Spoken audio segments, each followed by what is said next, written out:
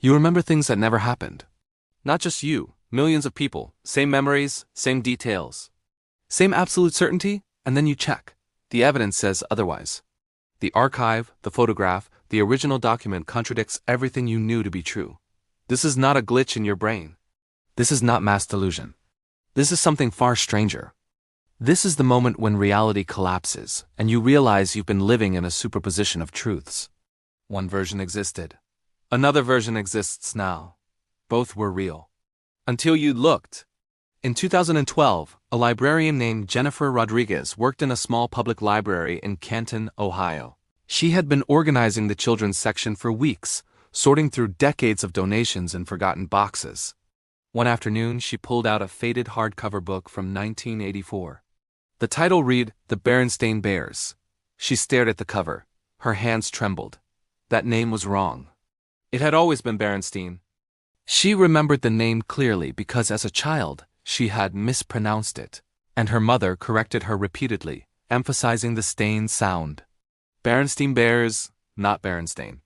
Jennifer rushed home and found her childhood diary, a pink notebook from 1989. She flipped through the pages, searching for any mention of the books. There it was, May 14th, 1989. Went to the library, got 3 Berenstain Bears books. Had a picnic with Mom. The diary still said Berenstein. She felt relief. But then she found her daughter's homework from 2001. A book report. The title her daughter had written was The Berenstain Bears and the Messy Room. Jennifer checked the official publisher's website. Every archive, every catalog, every historical record said Berenstein. 2 realities, 1 memory, 1 archive. The superposition had collapsed the moment she looked at the official record. But the memory of Berenstein refused to die. This phenomenon had been documented before, but never with this level of collective consistency. Cognitive scientists call it confabulation, the brain filling in gaps with plausible but incorrect information. But that explanation fails when millions share the exact same false memory. Jennifer was not alone. Online communities exploded with people who swore they remembered Berenstein. They posted photographs, old receipts, hand-drawn childhood pictures with the name spelled with an E. Yet every official source, every publisher's log, every copyright registration confirmed the A. The question became unavoidable. If the memory was false, why was it so precise? Why did it not vary? Why Berenstein and never Berenstein or Berenstain? The specificity suggested something else. Not a mistake. A collapse. On March 5, 2016, Dr. Marcus Webb stood in front of his film history class at King's College, London. He was preparing to show the original 1937 Snow White VHS tape, a rare copy from the Disney archives. He wanted his students to analyze the evil queen's dialogue, to study the language of early animation. He pressed play and let the scene run. The queen approached the magic mirror. Her voice echoed through the room. Magic mirror on the wall, who is the fairest one of all? The classroom erupted. Students shouted over each other. That's wrong! It's mirror, mirror. Dr. Webb paused the tape. He had taught this class for 11 years. Every year he played the scene. Every year he quoted the line as mirror, mirror. But the tape said otherwise. He checked the original 1938 script, archived in a locked vault at the British Film Institute. The script read, Magic Mirror on the Wall. He found a 1975 theater poster in the university's collection. The poster quoted the line as mirror, mirror on the wall. The poster was official, the script was official. Both existed, one was accurate, one was not, but which one had collapsed? Dr. Webb began asking his colleagues. Every professor over the age of 40 remembered mirror, mirror. Every student under 25 checked their phones and found magic mirror.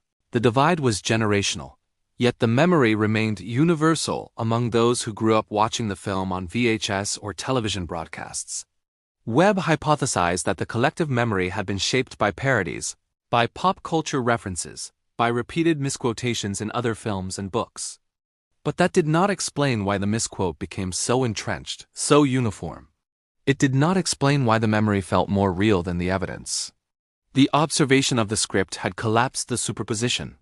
The film now said magic mirror, but millions remembered mirror, mirror. The ghost of the other timeline lingered. November 22, 2019, Tokyo. Kanji Tanaka unwrapped a package he had been waiting 6 months to receive. Inside was an original 1977 Star Wars action figure of C-3PO, the protocol droid. The figure was in pristine condition, still in its box, with the original Kenner label. Kenji examined every detail. The droid had a silver right leg. He froze. That was impossible. C-3PO was gold. Every part of the droid was gold. Kenji had watched the original trilogy 37 times. He had sketched the droid in art class when he was 12. He had built a replica costume for a convention in 2003. The droid was gold. He pulled out a photograph from 1980, taken at a toy store. The photograph showed a younger Kenji holding a C-3PO figure. In the photo, both legs were gold. He opened his laptop and streamed the original 1977 film. He watched the scene where C-3PO and R2-D2 wander through the desert. The camera panned. The droid's right leg was silver. The toy matched the film. The memory matched the photograph. But the film contradicted the photograph. Kenji called the photographer, his uncle, who had taken the picture 40 years earlier. His uncle remembered the toy. He remembered the gold leg. Kenji sent him a screenshot from the film. The uncle stared at it for 10 minutes before responding. I don't understand. It was always gold. Kenji posted the discovery on a forum. Within hours, thousands replied. Some remembered gold. Some remembered silver. But no one remembered checking before. The act of checking, the act of observing the film frame by frame, had forced the collapse. The superposition could not hold. One timeline showed gold. One timeline showed silver. Both existed in memory. Only one existed in evidence. The droid became a quantum object, alive and dead, gold and silver, until observed. The pattern is undeniable. In each case, the memory persists despite evidence. In each case, millions share the exact same false recollection. In each case, the observation of official records triggers the collapse. This is not explained by simple misremembering. Human memory is fallible, but it is not collectively precise. When a memory error occurs, it scatters. Some misremember one way, others another way. But the Mandela effect does not scatter, it converges. Everyone remembers Berenstein, not Berenstein. Everyone remembers mirror, reflection. Everyone remembers gold, not bronze. The specificity suggests a shared origin. Not a flaw in individual brains, but a flaw in the timeline itself. Quantum mechanics offers a framework. In the many worlds interpretation, every decision, every observation splits the universe into parallel branches. When you make a choice, the universe forks. One version of you goes left, another goes right. Both exist, both are real, but you only perceive one. The other continues in a separate branch, inaccessible, invisible, but no less real. Memory, in this model, is not a recording. It is a reconstruction. Every time you recall an event, your brain does not retrieve a file. It rebuilds the memory from fragments, from associations, from context. The act of recall is an act of observation. And observation, in quantum mechanics, collapses the wave function. The superposition ends. One outcome becomes real.